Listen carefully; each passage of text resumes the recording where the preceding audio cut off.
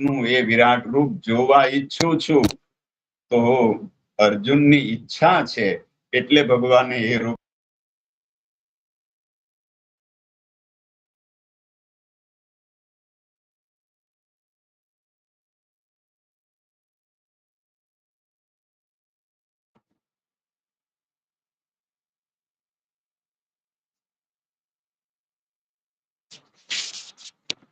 શરૂ કરી દે.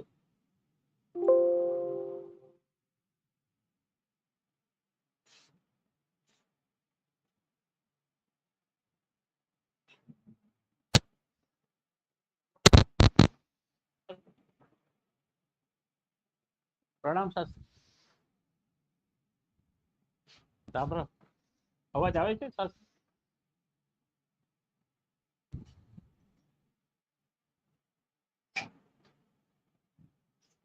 રામ રામ શાસ્ત્રી. રામ રામ. રામ રામ. પ્રણામ પ્રણામ. હા, આશીર્વાદ. રામ રામ. અમારા બધાના રામ રામ ને ખૂબ ખૂબ પ્રણામ હા, રામ શાસ્ત્રી. રામ. આપણે સમય શરૂ થઈ ગયો છે. બધા વતી વિનંતી કરું છું આજનું સત્સંગ ચાલુ કરીએ.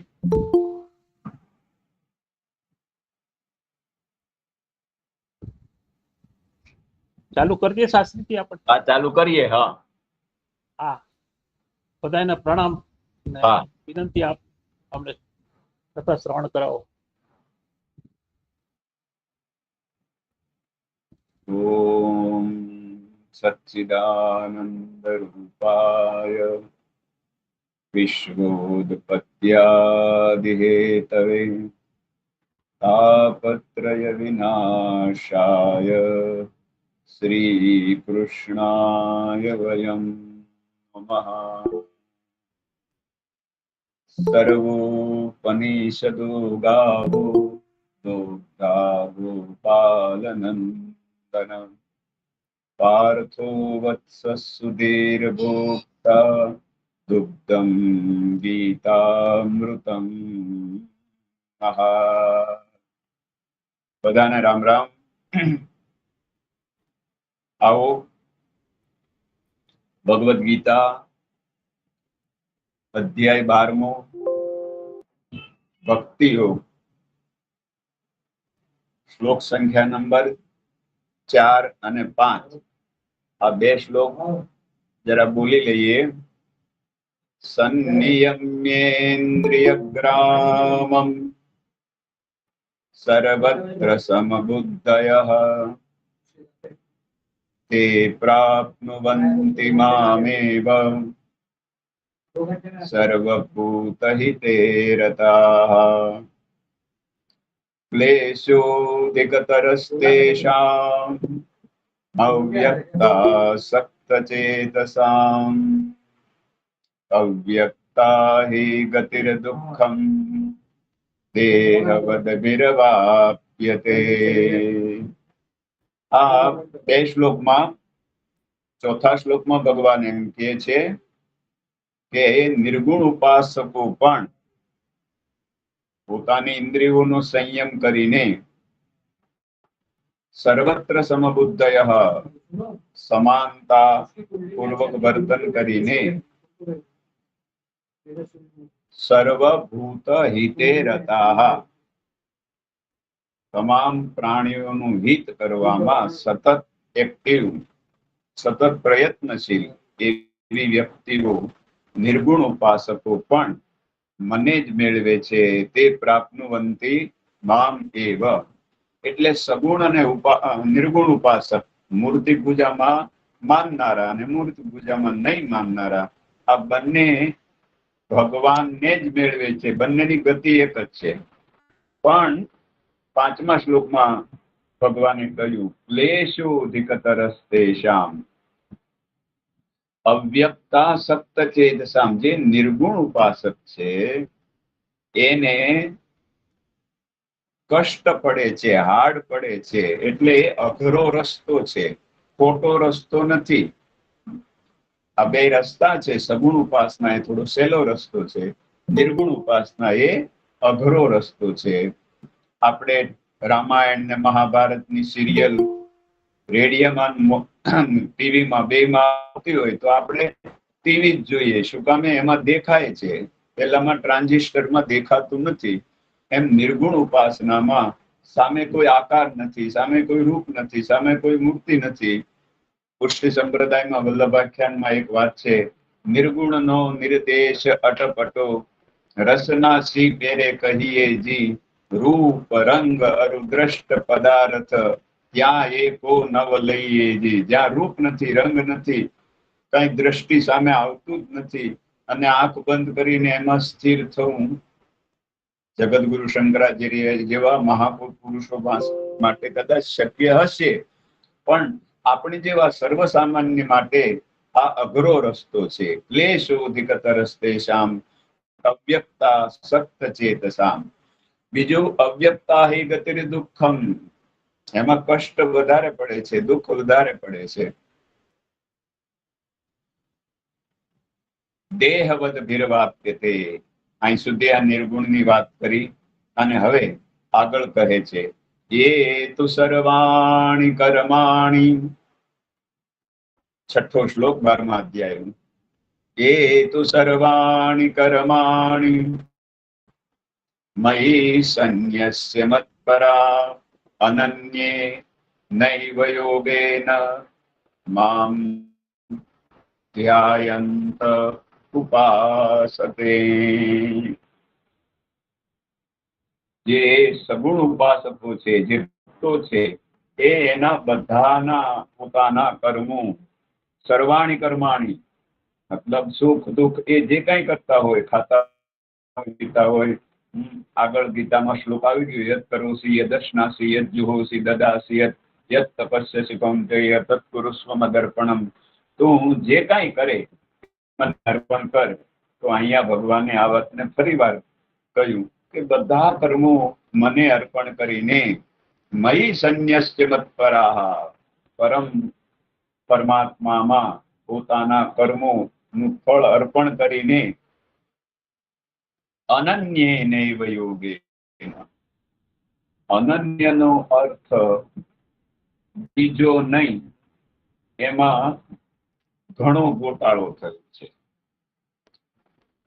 મોટા ભાગના એમ માને છે કે અનન્ય એટલે આપણે કૃષ્ણની ઉપાસના કરતા હોય તો રામનું નામ ન લેવું, લેવાઈ જાય તો લાગે, શિવનું નામ ન લેવું.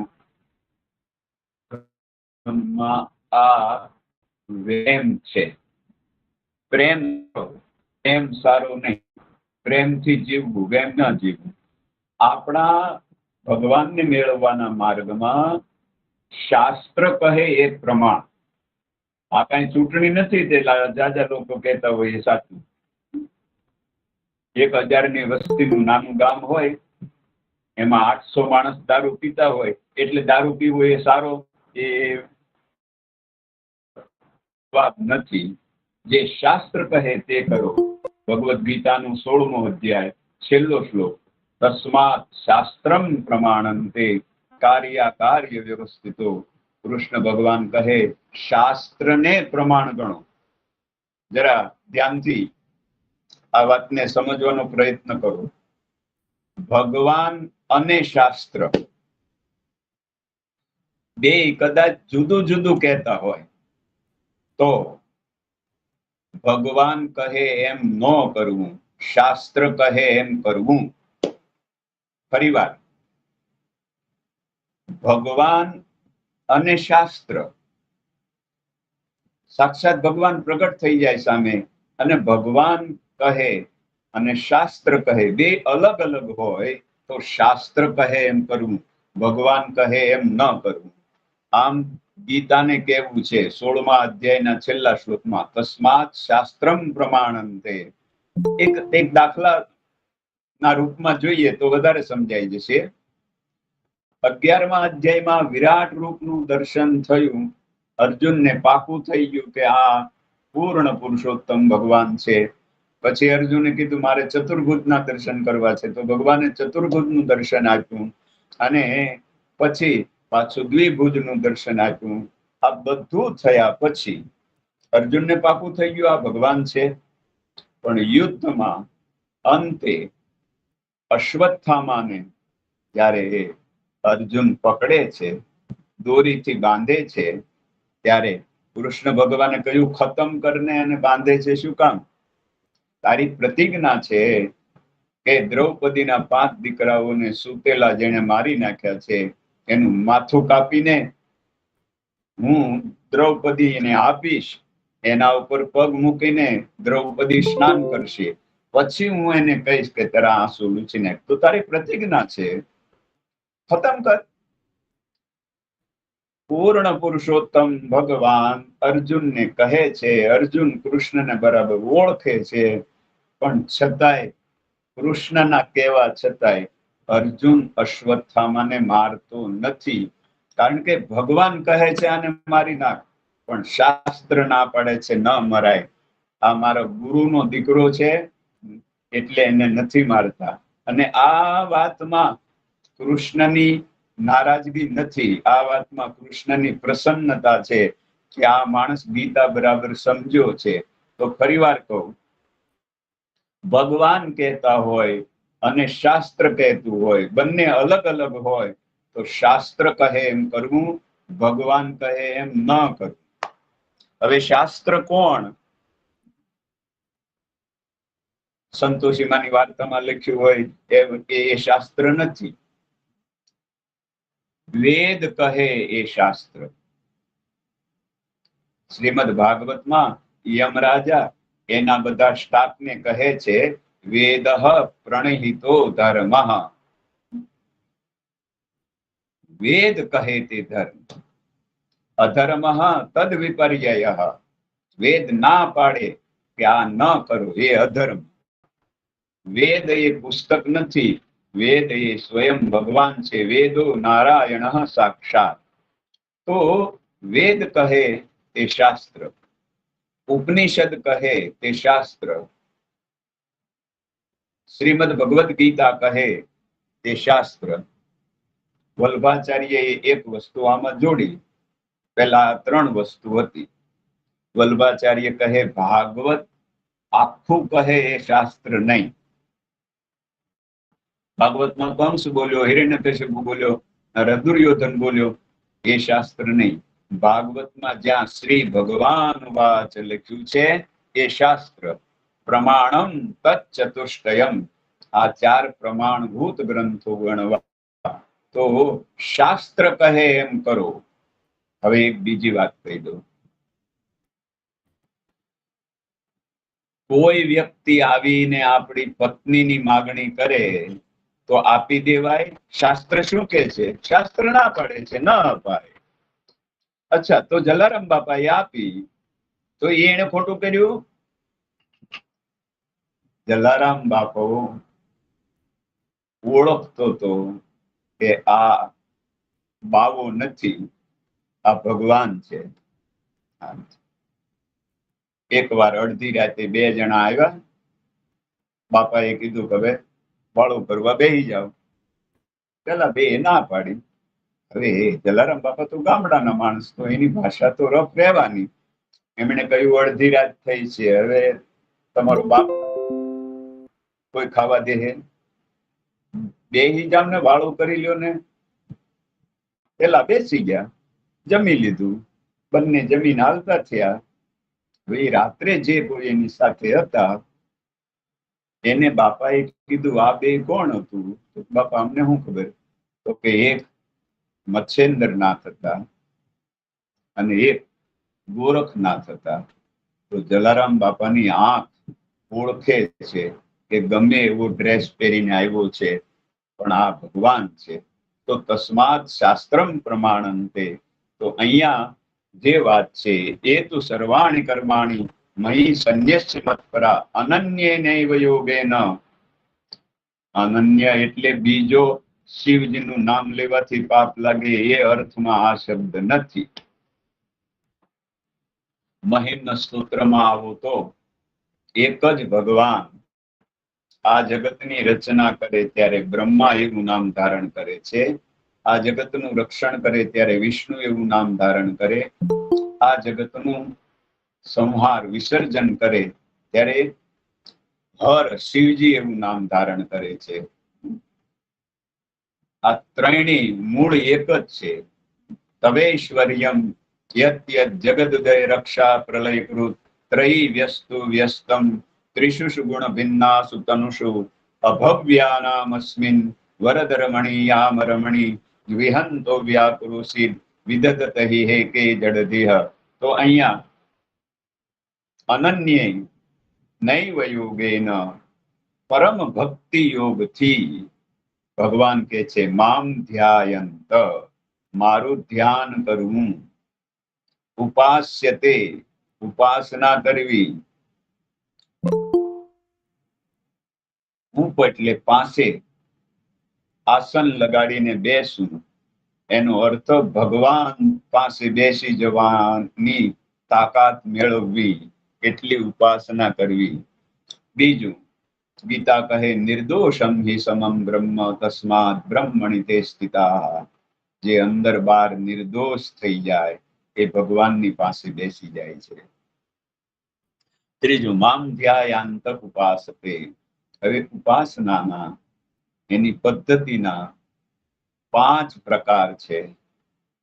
એક,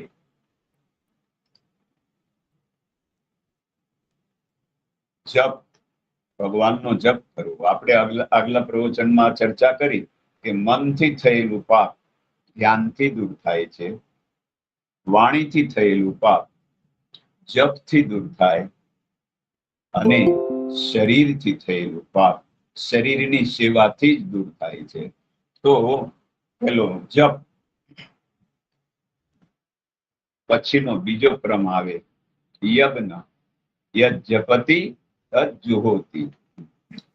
યજ્ઞ કેટલાકના મનમાં હજી એવો વેમ છે કે ગિરિરાજ ઉત્સવમાં કૃષ્ણ ભગવાને યજ્ઞનો વિરોધ કર્યો. કૃષ્ણએ યજ્ઞનો વિરોધ ક્યારેય કર્યો નથી. ઉલટાનું ભગવદ ગીતામાં અનેક વખત યજ્ઞ કરવો જોઈએ એમ કીધું. યજ્ઞ શિષ્ટા સિનઃ સંતો મુચ્યન્તે સર્વ કિલ્બિષૈઃ ભુંજતે તે ત્વગમ પાપાત એ પચંત્યાત્મ કારણાત. સંત કોને કહેવાય? ભગવા પહેર્યા હોય એને નહીં, ભગવા પહેર્યા હોય એને, પણ ધોળા કપડા પહેર્યા હોય એ પણ સંત. જે સત્કર્મ કરીને જ ખાય છે એને સંત કહેવાય. યજ્ઞ શિષ્ટ આસિનઃ સંતો. યજ્ઞ કર્યા પછી જે ખાય છે એને સંત કહેવાય. મુચ્યન્તે સર્વ કિલ્બિષૈઃ, એ તમામ પાપથી મુક્ત થઈ જાય છે. અને જે કેવળ પોતાના માટે જ રાંધે છે, ભુંજતે તે ત્વગમ પાપાત એ પચંતિ આત્મ કારણાત. એ અનાજ નથી ખાતો, એ પાપ ખાય છે એમ ગીતાને કહેવું છે. ગીતાએ કહ્યું અન્નાદ ભવંતિ ભૂતાની. માણસો, આપણે બધા પ્રાણીઓ અન્નથી પોષણ મેળવે છે. તો અનાજ વરસાદથી થાય છે. પર્જન્યાત અન્ન સંભવઃ. અને યજ્ઞથી વરસાદ થાય છે. યજ્ઞાત ભવતિ પર્જન્યો. માટે યજ્ઞ કરવું જોઈએ. યજ્ઞ કર્મ સમુદ્ભવ. હજી એક વાત કહું, 18મા અધ્યાયના કદાચ 5મા શ્લોકની આજુબાજુ આ શ્લોક છે. અર્જુન, આ ગીતા પૂરી કરતા તને એક છેલ્લી વાત કહી દઉં. શું ન છોડવું એ હું તને કહું. શું છોડી દેવું એ તને નથી કહેતો. યજ્ઞ, દાન, તપ, કર્મ ન ત્યાજ્યમ. આ વસ્તુ ક્યારેય છોડતા નહીં. પણ આમાં પહેલું નામ આવ્યું યજ્ઞ. યજ્ઞ ચાલુ રાખવું, દાન કર્મ ચાલુ રાખવું, તપ, તપ એટલે સુખ અને દુઃખ બે આપણા જીવનમાં આવશે તો સુખને પણ સહન કરવું, દુઃખને પણ સહન કરવું. હવે દુઃખ સહન કરવું એ તો સમજાય છે. હવે સુખમાં શું સહન કરવાનું? તો કે અમે રોજ હરિબાપા હતા ત્યારે પ્રાર્થના કરતા હતા, પણ હવે સમય મળતો નથી. ખાનગીમાં કહું, સમય મળતો નથી એ ખોટું છે. ભગવાને આપણને સુખ આપ્યું એ સહન ન થયું એ સાચું છે. રોજ એક જ શ્લોક આપણે વાંચીએ તો 2 વર્ષમાં આખી ગીતા કંઠસ્થ થઈ જાય. રોજ એક જ શ્લોક, સાચું નહીં. રોજ શ્રીમદ ભાગવતનો અડધો અધ્યાય, આખો નહીં, અડધો અધ્યાય વાંચીએ તો 2 વર્ષમાં આખું ભાગવત આપણા હૃદયસ્થ થઈ જાય. પણ આપણે બીજી ઘણી બધી નિંદા કરીએ. એક ત્રીજી વાત કહું, આપણે ઘરે કોઈ આવ્યું છે, હવે એને રોકી રાખવાના છે ઓફિસેથી ઈ આવે ત્યાં સુધી, તો એને ગમે એટલી ઉતાવળ હોય પણ તમે કોઈની નિંદા કરવા માંડો એટલે એ બેસી જશે, આખી રાત બગાહું ખાધા વગર જાગશે. માફ કરજો, પણ તમારે કોઈ કાઢી મૂકવા છે તો એની કહો હાલો આપણે સુંદરકાંડ નો પાઠ કરીએ. એટલે કે મારે ઉતાવળ છે, એને ઉતાવળ કાંઈ નથી, પણ આની હારે એને મજા નથી આવતી.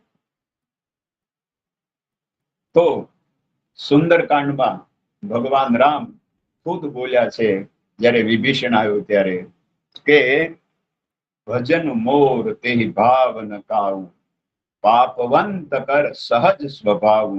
જ્યાં સુધી દિલમાં પાપ છે ત્યાં સુધી ભગવાનનું ભજન આપણને ગમતું નથી. તો ઉપાસ્ય તે એટલે યજ્ઞ કરવો. હવે યજ્ઞ એટલે શું? ટાઈટ વાતી હોય ને આપણે ભડકો કરીએ એ યજ્ઞ નથી. જેમાં 3 વસ્તુ ભેગી થાય એનું નામ યજ્ઞ. યજનમ, જેમાં પૂજા થાય. પૂજા 2 પ્રકાર છે. એક ભગવાનની મૂર્તિની, એની પૂજા થાય. બીજું જે સમાજ માટે ઘસાય છે એવા મહાપુરુષો, હરિબાપા જેવા, જે લોકો સમાજ માટે ઘસાતા હોય, એને કાંઈ પડી ન હોય, એને એક પણ સર્ટિફિકેટની પડી ન હોય, એને કોઈ હાર પુરાની પડી ન હોય, સમાજના સુખ માટે સતત પ્રયત્ન કરતા હોય, આવા મહાપુરુષોની, દેવતાઓની, ભગવાનની સેવા કરવી. યજનમ. બીજો દાનમ, જેમાં દાન થતું. અનટુ ધી લાસ્ટ મેન, દાન બધાએ કરવાનું છે, મારે કરવાનું છે, તમારે કરવાનું છે દાન. પણ દાન કરતી વખતે ગીતાનો 17મો અધ્યાય કહે દાતવ્યમ ઇતિ, દાન કરવું જ જોઈએ. યદ દાનમ, જે દાન આપણે કરીએ છીએ એ કરતી વખતે આટલો વિચાર કરી લેવાનો. દેશે કાલે ચ પાત્રે ચ, સ્થળ જોઈને દાન આપવું. તિરુપતિના મંદિરમાં આપણે સોનું આપીએ છીએ, એ દાન નથી. એનાથી તિરુપતિ કે કોઈ ભગવાન રાજી થતું નથી. એટલે તમે જુઓ, બધા જ મંદિરોમાં ભગવાનની આંખો ખુલી, એ તિરુપતિની આંખો બંધ. હું કામે? આપણે કંટાળી જાય ત્યારે આંખો નથી બંધ કરી દેતા. એમ ભગવાન કંટાળી ગયો કે ભાઈ આ સોનાના થાંભલા છે અને એક બાજુ અનેક બેન દીકરીઓ મંગળસૂત્ર વગર પરણતી હોય, તો દાન ક્યાં આપવું? કનૈયો કહે દેશે, સ્થળ જોઈને આપવું. કાલે, કાલે એટલે 11:20 થઈ છે. એક કાલ એટલે સમય, એ કાળ નહીં, પણ આપણો સમય કેવો છે. આપણી માથે કરજ છે તો બીજું કરજ કરીને દાન નહીં આપવું, પણ ભગવાને આપણને આપ્યું છે તો ઉદારતાથી આપવું. દેશે કાલે ચ. ત્રીજું મહત્વનું, પાત્રે ચ, આપણે જેને આપીએ છીએ. છેલ્લા 2000 વર્ષથી હિન્દુસ્તાન દાન આપવાની બાબતમાં મૂર્ખ જ સાબિત થયો છે. ભારતમાંથી પાકિસ્તાન જુદું પડ્યું, આપણે બાંગ્લાદેશને દાન આપ્યું, રેલવેની બસની ટિકિટમાં 50 પૈસે આધી ભાર. આ વધારાનો ભાર શેનો? તો કે બાંગ્લાદેશના જે ભાઈઓ છે એને મદદ કરવાનો. તો એને આપણને માટે બોમ્બ બનાવ્યા. તો દાન ક્યાં આપવું? ગીતાએ કહ્યું પાત્રે જ, યોગ્ય વ્યક્તિને દાન આપવું.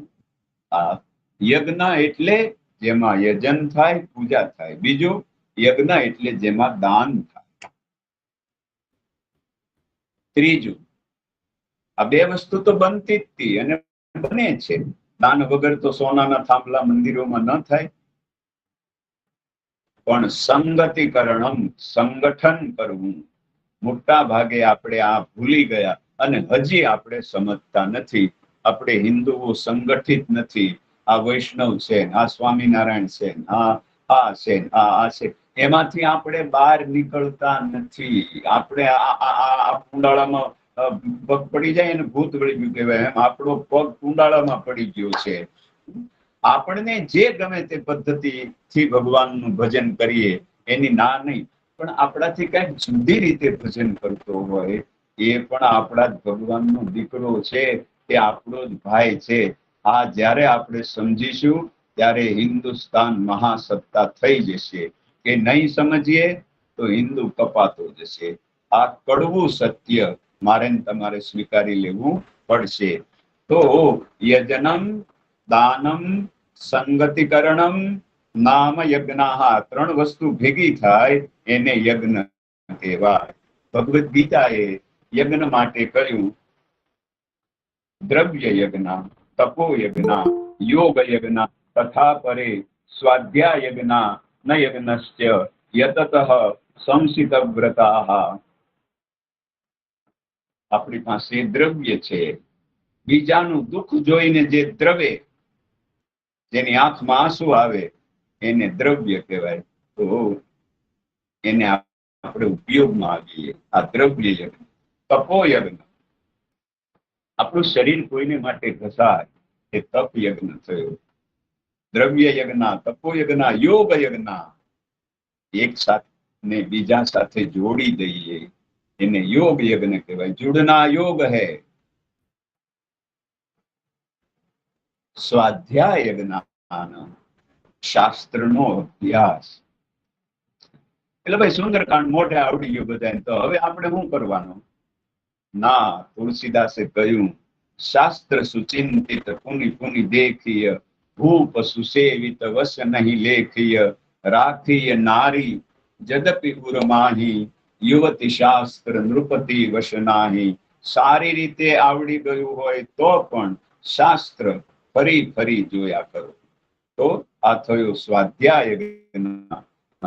તો દ્રવ્ય યજ્ઞ, તપો યજ્ઞ, યોગ યજ્ઞ તથા પરે. તો ઉપાસનામાં જપ, પછી બીજો આવ્યો યજ્ઞ. યજ્ઞ બધાએ કરવાનો છે. સંપત્તિવાનોની સંપત્તિ સ્નેહપૂર્વક ભગવાનનો પ્રસાદ બનીને જેને જરૂર છે એની પાસે પહોંચે એનું નામ યજ્ઞ. તો યજ્ઞ પછી આવે છે તર્પણ. યજ્ઞપતિ તજ્જહોતિ. તર્પણ એટલે તૃપ્ત કરવાના. આપણાથી કોઈ તૃપ્ત થાય છે? ન થાય તો પ્રયત્ન કરવો.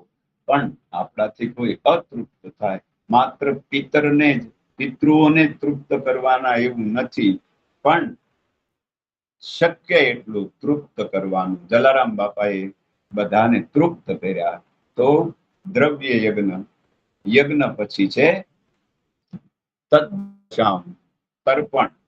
પછી છે માર્જન, એટલે સતત આપણે શુદ્ધ થતા રહેવું. ભગવાન પાસે પહોંચી ગયેલા વ્યક્તિએ પણ શુદ્ધ થતા રહેવાનું છે, અને સામાન્યમાં સામાન્ય વ્યક્તિ એ પણ શુદ્ધ થતા રહેવાનું છે. ભગવાન પાસે પહોંચ્યા પછી તો કે હા, ત્યાં પહોંચ્યા પછી પણ અહંકાર આવે કે હું અહીં સુધી પહોંચી ગયો છું. હનુમાનજી પર્વત લઈને ઉડ્યા, ઔષધિ પ્રસ્થ પર્વત લઈને ઉડ્યા, એક ક્ષણ માટે એને થયું કે હું ન હોત તો લક્ષ્મણનું શું થાત. એ જ સમયે ભરતનું તીર વાગ્યું તો અહંકાર આવ્યો એટલે ઉપરથી નીચે આવવાનું શરૂ થઈ ગયું. તો સતત આનાથી શુદ્ધ થવાનું છે, આપણે માર્જન કરતા રહેવાનું છે. પછી આવે છે બ્રહ્મ ભોજન. બ્રાહ્મણ કોણ? રાવણી બ્રાહ્મણ હતો. ડ્રેસ પહેર્યો હોય એટલે બ્રાહ્મણ એવું નહીં. કાશીમાં કોઈને બ્રહ્મ બંધુ કહો તો એ ઝઘડો કરે, એ ગાળ કહેવાય છે.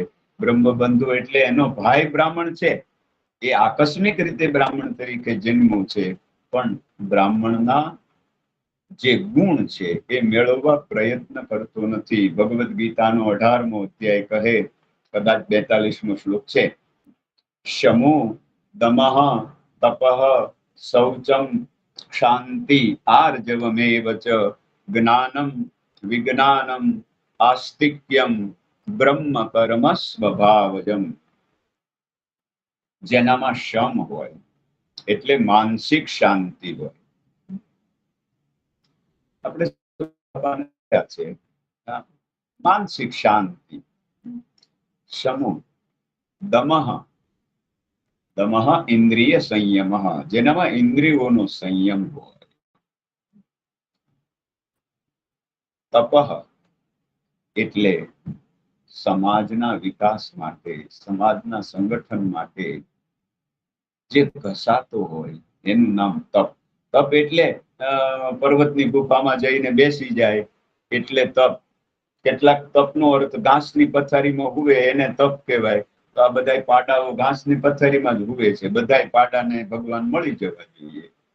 કેટલાક લોકો બસ ખાવા પીવાનું છોડી દીધું છે એને તપ કે છે. તો કેટલાય લોકો ભૂખ્યા મરી જાય છે. તો અનાજ એ બ્રહ્મ છે. અન્નમ બ્રહ્મ રસો વિષ્ણુ ભોક્તા દેવો મહેશ્વર એવમ જાનાત યો ભુક્તે કર્મ ભિન્ન સભ્યતે. તો અન્ન એ બ્રહ્મ છે. તો તપ એટલે સમાજના વિકાસ માટે ઘસાવવું.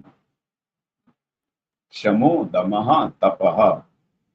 પછીનો ગુણ છે શૌચમ એટલે પવિત્ર. આપણે કેવા છીએ? આપણે કેવા છીએ? કથા એટલે જાહેરમાં ખાનગી વાત થાય, છતાં એ ખાનગી જ રહે, એનું નામ કથા. આપણે કેવા છીએ કોઈને પૂછશો તો સાચો જવાબ નહીં મળે. આપણી સામે કોઈ બીજી વ્યક્તિ આવી, એની સામે આપણી પહેલવેલી નજર ગઈ અને પહેલો વિચાર આપણા મગજમાં આવ્યો, આપણે એવા છીએ. જો એ ખરાબ વિચાર આવ્યો, ખોટો વિચાર આવ્યો, તો ધીરે ધીરે સુધરવાનો પ્રયત્ન કરવો. જેમ કે એક સામે વ્યક્તિ ઊભી છે, એણે બહુ મોટો સોનાનો હાર પહેર્યો છે. એ જોઈને એમ થાય કે મને આ દઈ દે તો સારું. પછી એમ થાય કે ના ના, આપણું મારે આવું ન વિચારવું જોઈએ. તો પહેલો વિચાર જે આવ્યો, એવા આપણે છીએ. તો શમો દમઃ તપઃ શૌચમ, જે ભીતરી પવિત્ર હોય. કદાચ કોઈ વિદેશી માણસને રાવણનો હનુમાનનો બેનો ફોટો બતાવવામાં આવે તો વિદેશી માણસ રાવણને ધાર્મિક કહી દે, કારણ કે એને પીતાંબર પહેર્યું હોય, અનેક જાતની માળા પહેરી હોય, આમ સરસ મજાનું ત્રિપુંડ પહેર્યું હોય, જોતા જેમ કે નાના આ રિલિજિયન્સ છે. અને હનુમાનનું કઈ નક્કી નહીં, એને લંગોટ પહેર્યો હોય, એને માળા પહેરી હોય, નોય પહેરી હોય. તો જે ભીતરી પવિત્ર છે એને શૌચમ કહેવાય. શમો દમઃ તપઃ શૌચમ. શાંતિ, પરિસ્થિતિ ઊભી થાય તો અકળાઈ ન જાય. આર્જવમ, જે સરળ. જ્ઞાનમ, જ્ઞાન મેળવવા પ્રયત્ન કરે. વિજ્ઞાનમ, અને એના ઉપર એ રિસર્ચ કરે, અનુભવ કરે. અનુભવજન્ય જ્ઞાન, એનું નામ વિજ્ઞાન, વિજ્ઞાનમ.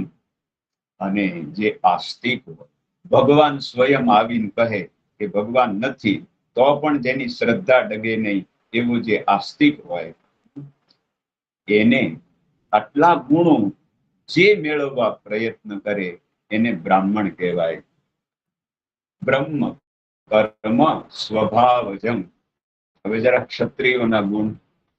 ગીતાએ કહ્યું શૌર્યમ, જેનામાં સુરવીરતા હોય, તેજો તેજસ્વીતા હોય, ધૃતિ ધીરજ હોય, દાક્ષમ ડાયો હોય,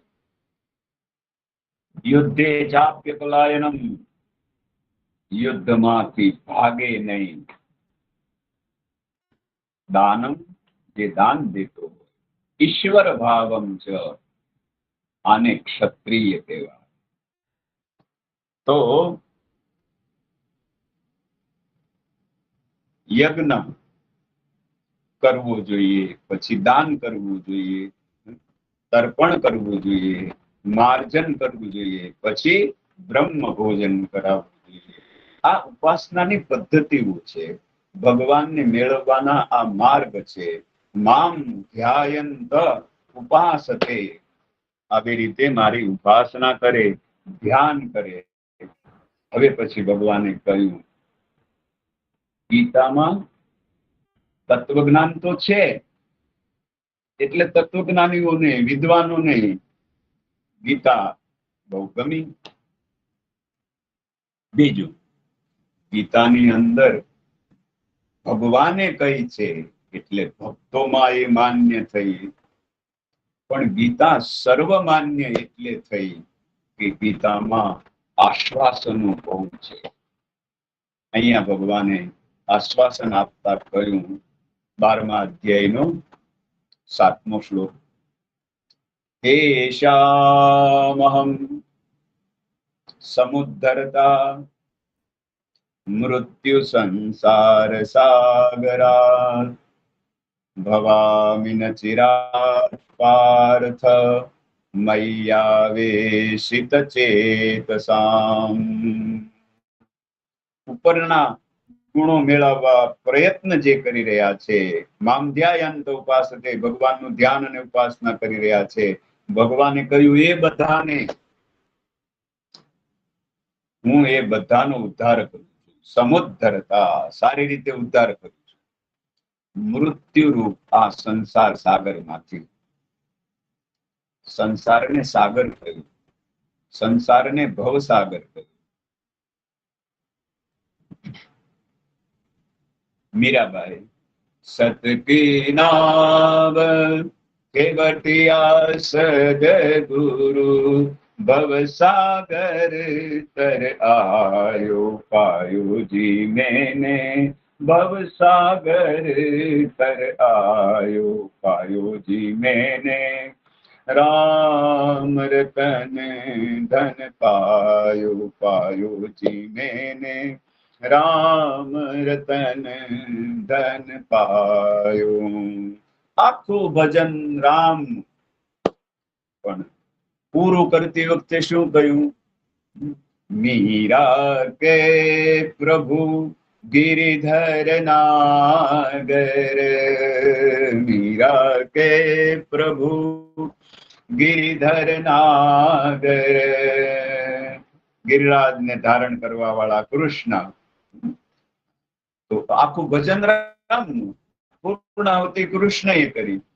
રામ કૃષ્ણ વચ્ચે કોઈ ભેદ છે નહીં, અને જે ભેદ ઉભા કરે છે એને ગમે એટલું ભજન કે તપ કર્યું હશે છતાં પણ એનું પતન નિશ્ચિત છે. આવું ભાગવત અને રામાયણમાં લખ્યું છે. તો ભગવાન કહે એનો હું ઉદ્ધાર કરું છું. રામાયણના મહત્વના પાત્રો. ગુપ્તચર ખાતાએ રાવણને બાતમી આપી કે રામની સેનામાં આટલા મુખ્ય છે: દ્વિવિધ મયંક નીલ નલ અંગદ ગદ વિકટાસી દધિમુખ કેસરી નિષટ શટ જાંબુવંત બલરાશી. આમાં પહેલું નામ આવ્યું દ્વિવિધ. તો રામની સેનામાં જે મહત્વની વ્યક્તિ છે એ ભાગવતમાં એ દ્વિવિધ વાનરને બલરામ મારી નાખે છે. કારણ કે આ વ્યક્તિ રામને ઈશ્વર માને છે, કૃષ્ણને નથી માનતો. તો કેટલાક કૃષ્ણને માને અને રામનું નામ લેતા ભળાઈ જાય. આ બધા જ વાંદર્યા કહેવાય, બાકીના બધા માણસો કહેવાય. વાંદરો કોણ? તો કે જે રામને માને પણ કૃષ્ણને ન માને, અથવા કૃષ્ણને માને પણ રામને ન માને. આ બધા વાંદર્યા કહેવાય. આવું ભાગવત ને રામાયણ ને કેવું છે. આપણાથી તો કઈ બોલાય નહીં ભાઈ. તો તેષામ અહમ સમુદ્ધરતા, ભગવાને કહ્યું આ બધાનો હું સારી રીતે ઉદ્ધાર કરું છું. મૃત્યુ સંસાર સાગરા, અને સાગરની ઉપમા આપી. અહીં સાગર તો કઈ છે નહીં. સરસ મજાના બેડરૂમ હોય, એસી લગાવ્યું હોય, એક જગ્યાએ અમે સુતાન બરાબર ઠંડી કડકડતી, અને એમણે એસી ચાલુ કર્યું. મેં કીધું ભાઈ ટાઢ ભાઈ છે, તો કે અમે તમને ધાબળા આપશું, જે જોઈએ આપશું, પણ અમારા ઘરમાં એસી છે એ તમને દેખાડવું તો ખરું ને.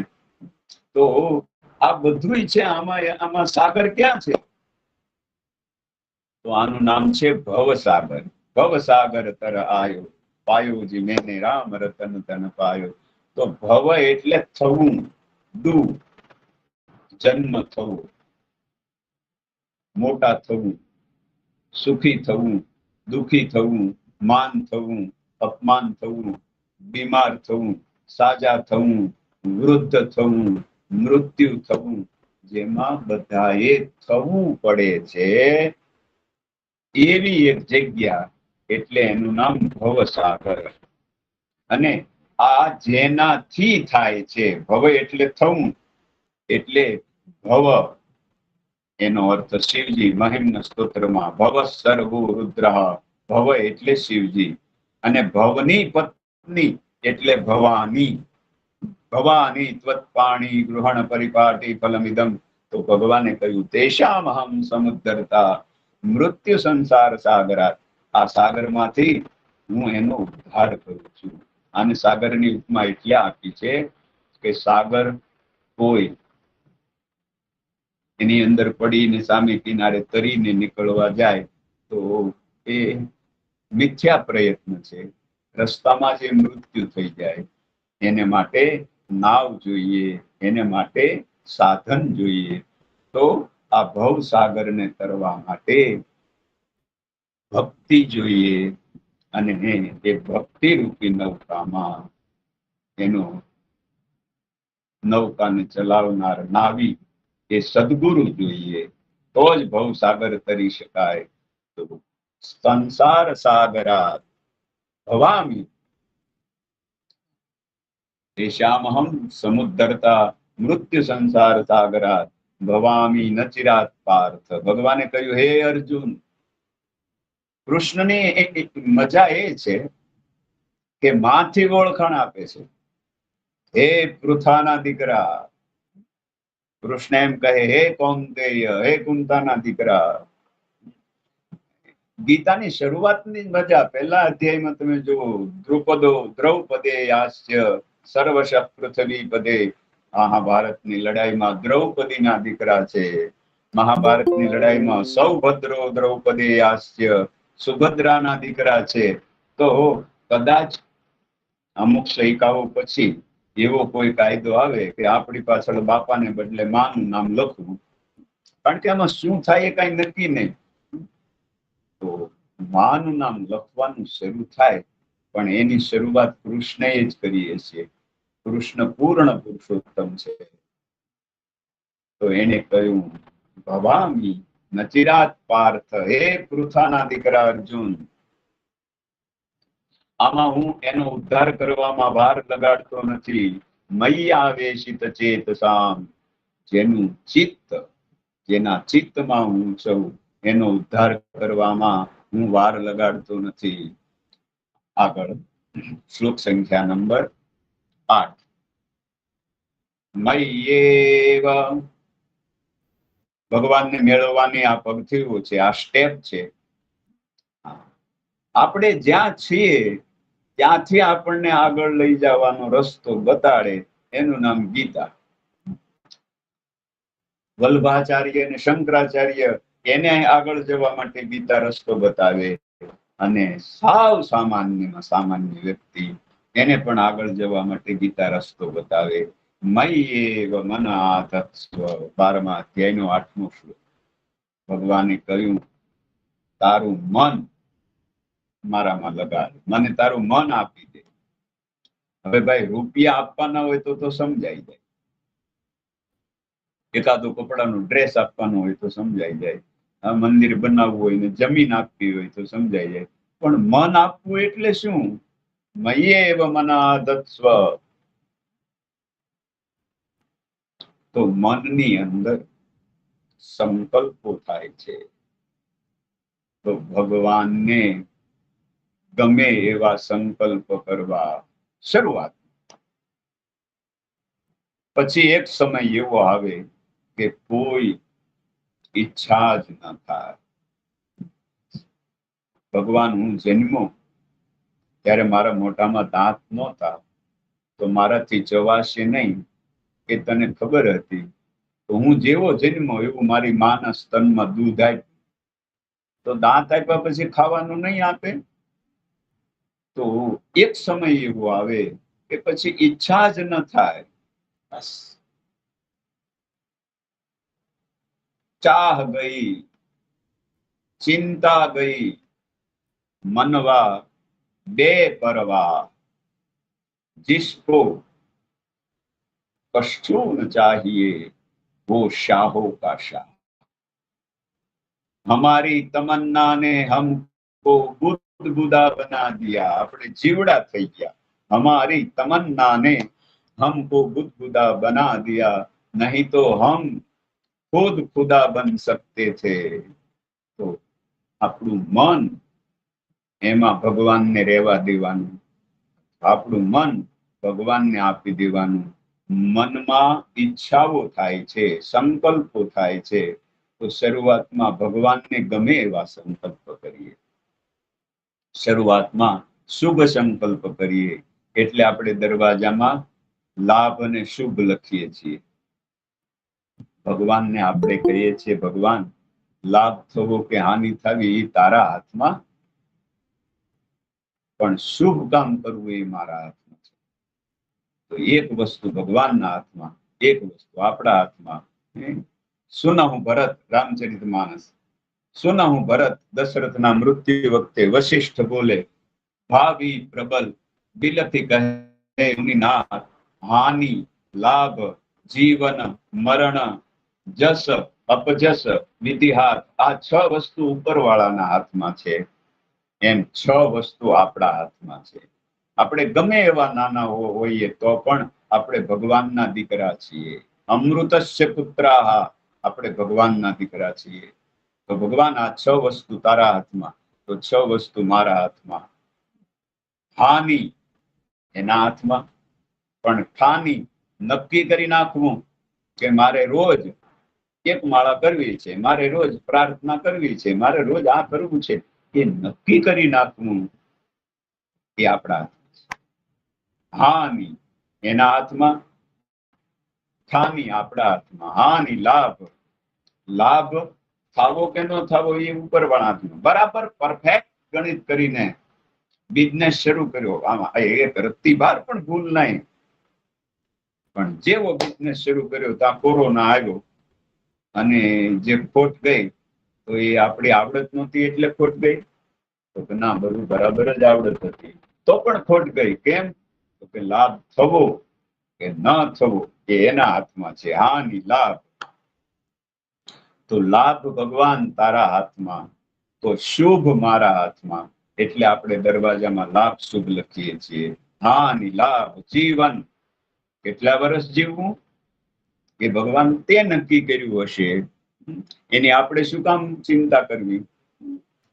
બસ ઉજાલે अपनी यादों को हमारे साथ रहने दो, न जाने किस गली में इस जिंदगी की शाम हो जाए.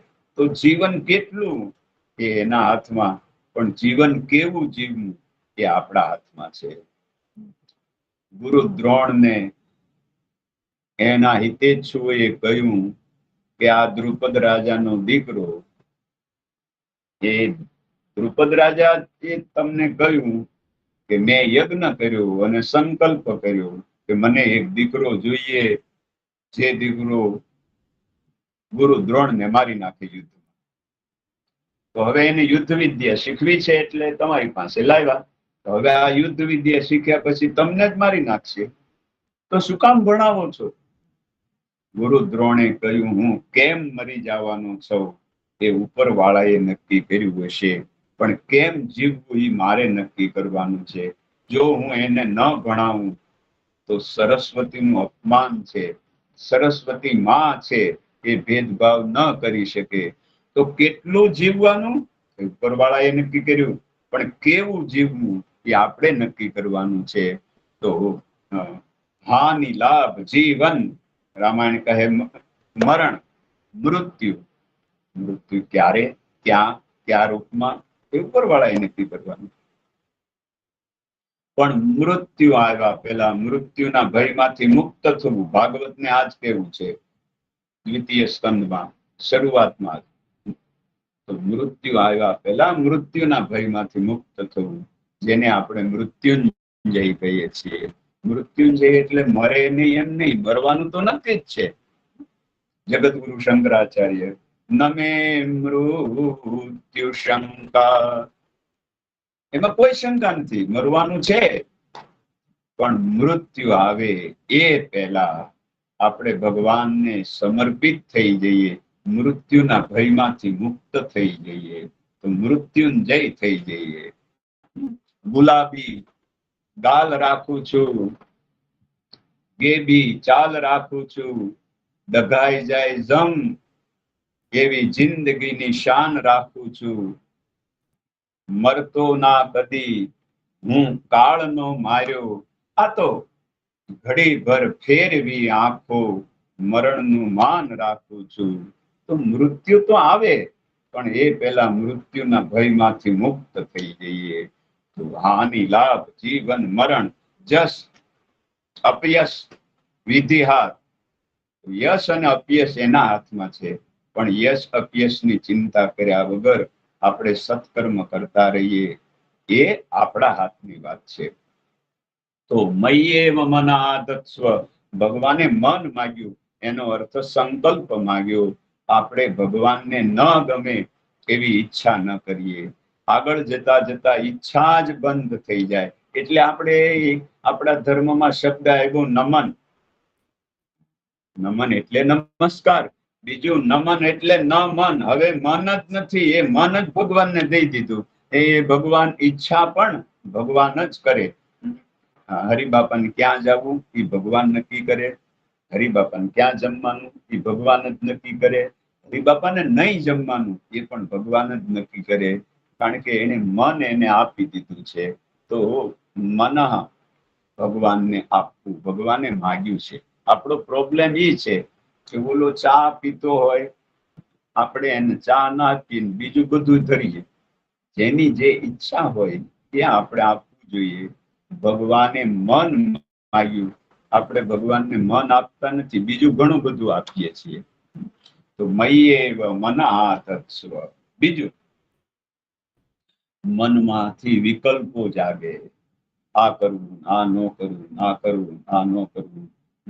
ફર્સ્ટ ક્લાસ પાસ થઈશ તો હું ડોક્ટર થઈશ, સેકન્ડ ક્લાસ પાસ થઈ તો વકીલ થઈશ, થર્ડ ક્લાસ પાસ થઈ તો માસ્ટર થઈશ, અને ફેલ થઈશ તો કથા વાંચીશ. અરે તારું પેલું થાય. આપણું કઈ નક્કી જ નહીં, નકરા વિકલ્પો જ કર્યા કરીએ. તો સંકલ્પ અને વિકલ્પ આ બંને ભગવાનને ધરી દેવા. મય્યેવ મન આધત્સ્વ. પછી ભગવાને કહ્યું, મય બુદ્ધિ નિવેશય. તારી બુદ્ધિમાં મને રહેવા દે, તારી બુદ્ધિ મને આપ, નિવેશય નિવાસ કર. તો બુદ્ધિ એટલે હંમેશા બુદ્ધિ એ સતત તર્ક કરે. તર્કથી કોઈ દિવસ ભગવાન મળતો નથી. ના અયમ આત્મા પ્રવચનેન લભ્યતે. ઉપનિષદો કહે આ પ્રવચનનો તર્કનો વિષય નથી. એક ભાઈએ ઘરે આવીને કીધું કે સાંભળ્યું, મને ડોક્ટરે હલકો ખોરાક ખાવાનું કહ્યું છે. પત્ની તો કે હું તમને 5 વર્ષથી કહું છું, હવે તમે ઉભા રહેતા હોય તો રિક્ષા વાળો ઉભો રહેતો નથી કે આ બેસે તો પંચર પડશે. કઈ નહીં, હવે આપણે હલકો ખોરાક ખાવો સારું. હવે શું રાતે જમવું છે? તો કે લે સૌથી હલકું પાણી. પત્ની રાજી થઈ કે ભલે મોડું તો મોડું, પણ મારા પતિદેવને બ્રહ્મ જ્ઞાન થઈ ગયું. સૌથી હલકું પાણી, પાણી કરતા હલકું તેલ. પાણીમાં તેલ પડે તો તરે, અને તેલ કરતા હલકા બટેટા વડા. બટેટા વડા તેલમાં નાખીએ તો તરે, તો બટેટા વડા બનાવી. તર્કથી આ માણસે સિદ્ધ કરી દીધું કે સૌથી હલકા બટેટા વડા છે. પણ એ ખાહે તો એ હાજો નહીં થાય, માંદો જરૂર પડશે. એમ તર્કથી હું ને તમે શું મેળવવાના છીએ? તો બુદ્ધિ આ કુતર્કો કર્યા જ કરે. કુતર્કો એમ કાંસીન મુખર યદિ મોહાય જગત મહિમ નસ્તોત્ર. કુતર્કો કર્યા જ કરે. તો અનેક કુતર્કો કરવા વાળી બુદ્ધિ ભગવાનને આપી દેવી, મન ભગવાનને આપી દેવું. ત્રીજું, બુદ્ધિ છે એને એ નિર્ણય કરે. આપણા જીવનનું નિર્ણય ભગવાનને ન ગમે એવું ન થવું. આપણું જીવનનો નિર્ણય આપણા સદગુરુને ગમે એવું થવું જોઈએ. આપણા જીવનનો નિર્ણય આપણા ભગવાનને ગમે એવું થવું જોઈએ. બસ દુનિયાને ગમે કે ન ગમે એની કોઈ વેલ્યુ નથી. એની ચિંતા ન કરો. સબસે બડા રોગ ક્યા કહેંગે લોગ. લોકો આમ કહેશે, લોકો આમ કહેશે. તમને આખી ગીતા આવડે છે, તમને આખું ભાગવત આવડે છે, હજી હાથમાં ઘડિયાળ પહેરી નથી. બસ આમાં ને ચિંતામાં આપણે જિંદગી પૂરી કરી દઈએ છીએ. તો કોઈને કેમ લાગે છે, હરિભાઈ કોઠારી, કોઈને કેમ લાગે છે, કોઈને તેમ લાગે છે. તું ફક્ત એટલું વિચાર, મારા ભગવાનને કેમ લાગે છે. બસ આપણા ભગવાનને જે ગમે તે સંકલ્પ કરીએ. આપણા ભગવાનને જે ગમે તે જ નિર્ણય કરીએ. આ ભગવાને માગ્યું છે આપણી પાસે, મય્યેવ મનઃતત્સ્વ મયી બુદ્ધિ નિવેશય નિવશિષ્યસી મય્યેવ. તારી બુદ્ધિમાં ભગવાન રહેવા માંડશે, તારા મનમાં ભગવાન રહેવા માંડશે, ત્યારે તારી ઉર્ધ્વ ગતિ થશે. દરેક રીતે થશે. ભૌતિક જગતમાં પણ થશે, આધ્યાત્મિક જગતમાં પણ થશે. અતઃ તેથી ઉર્ધ્વમ, ઉર્ધ્વ ગતિ. ભગવદ ગીતાએ કહ્યું છે, ઉર્ધ્વમ ગચ્છન્તિ સત્વસ્તા મધ્યે તિષ્ઠન્તિ રાજસાહ જગન્ય ગુણ વૃત્તિસ્થા અધો ગચ્છન્તિ તામસાહ. તો ઉર્ધ્વ ગતિ કરવી હોય, વિકાસ કરવો હોય, ભગવાન તરફ યાત્રા કરવી હોય, તો આપણે આપણા મનને ભગવાનને અર્પણ કરવું પડશે. આપણા મનને સંભાળવું પડશે. મનને મારી નાખવાથી કઈ ન થાય. કેટલાક લોકો મનને મારી નાખે છે. આપણને એમ થાય કે મળદું છે કે આપણી સામે માણસ ઉભો છે, કોઈથી હસે નહીં. તો એવું નિરાશમય જીવન નહીં. ભગવાનના ગમે તેટલા ફોટા તમે જુઓ, દિવેલ પીધેલું હોય એવું એક પણ ફોટો નહીં. ભગવાન સતત હસતા. વિષ્ણુ સહસ્ત્રમાં ભગવાનનું નામ પુષ્પહાસ પ્રજાગરઃ ઊર્ધ્વગ સત્પથાચારઃ પ્રાણદઃ પ્રણવપણઃ. ફૂલ જેમ ખીલ્યું હોય એમ ભગવાન હસતા હોય. પુષ્પહાસઃ પ્રજાગરઃ ઊર્ધ્વગઃ. જેને ઉપર જવું છે, જેને વિકાસ કરવો છે, એને હસતા શીખી લેવું. પ્રસન્ન વદનમ ધ્યાયેત સર્વ વિઘ્નોપશાંતયે. તમામ વિઘ્નો દૂર થાય, માણસે પ્રસન્ન રહેવું. પણ પ્રસન્ન કેવી રીતે રહેવાય એ કઈ સ્વિચ નથી. પાતંજલિ યોગ સૂત્રમાં કહે, ચિત્ત શુદ્ધ થાય તો ચિત્ત શાંત થાય. ચિત્ત શુદ્ધે ચિત્ત શાંતિ. ચિત્ત શાંત થાય તો પ્રસન્ન થાય, અને માણસ પ્રસન્ન રહે. શંકરાચાર્ય લખે વિવેક ચૂડામણીમાં, પ્રસન્ન ચિત્તે પરમાત્મ દર્શનમ. જે ભીતરથી પ્રસન્ન રહે એ ભગવાનના દર્શન સુધી પહોંચી જાય. માટે પ્રસન્નતા ત્યારે જ પેદા થાય આપણું ચિત્ત શુદ્ધ થાય, અને આપણું ચિત્ત શુદ્ધ થાય તો જ શાંત થાય, અને એ શાંતિમાંથી જે ફળ પ્રગટ થાય એનું નામ પ્રસન્નતા. એટલે શ્રી વલ્ભાચાર્ય મધુરાષ્ટકમાં લખે, હસિતમ મધુરમ મધુરાધિપતે રખિલમ મધુરમ. તો મનને પ્રસન્ન રાખ, મનને તાજું રાખ, કઈ ને કઈ નવું નવું શીખ્યા કરવું. ઘસાઈ ગયેલી કેસેટની જેમ એ ને એ હાંક્યા કરીએ જિંદગીમાં. બસ સવારે ઉઠ્યા એટલે આપણે બાથરૂમ સાથે, પછી નાસ્તા સાથે, ચા સાથે, પછી ઓફિસ સાથે, પછી પાછું ટિફિન સાથે, વળી પાછું ઓફિસ સાથે, વળી પાછું ભોજન સાથે, વળી પાછું પથારી સાથે. 24 કલાકમાં આપણે આપણી સાથે ક્યારે રહીએ છીએ? આપણે આપણી સાથે જ નથી રહેતા. આપણે આપણી સાથે રહેવું. વધારે આગળ જઈએ તો આપણે ભગવાન સાથે રહેવું, એનું નામ ધ્યાન. ઓમ સહના ભવતુ. હે ભગવાન, હું તારી સાથે વિકાસ પામું, હું તારી સાથે સુરક્ષિત થઈ જાઉં અવરક્ષણે. સહનૌ ભુનક્તુ. હે ભગવાન, હું એકલો ન ભોગવું, મારી સાથે ભગવાન તું પણ ભોગવ. સહનૌ ભુનક્તુ સહ વીર્યં કરવાવહૈ. હે ભગવાન, મારી સાથે તું છે, મારા પરાક્રમમાં તારો પણ હાથ છે. અમે સંગઠિત થઈને પરાક્રમ કરીએ. સહ વીર્યં કરવાવહૈ તેજસ્વીનાવધિતમસ્તુ. ભગવાન, અમે ગમે તેટલો વિકાસ કરીએ પણ કોઈનો દ્વેષ ન કરીએ. મા એટલે નહીં, મા વિદ્વિષાવહે. આટલું થઈ જાય તો ઓમ શાંતિ શાંતિ શાંતિ. તો ઉપનિષદો કહે તો આપણને શાંતિ મળશે જ, એમાં કોઈ શંકાને કારણ નથી. ઓમ શાંતિ શાંતિ શાંતિ. આ 8 શ્લોક સુધી આપણે રાખીએ.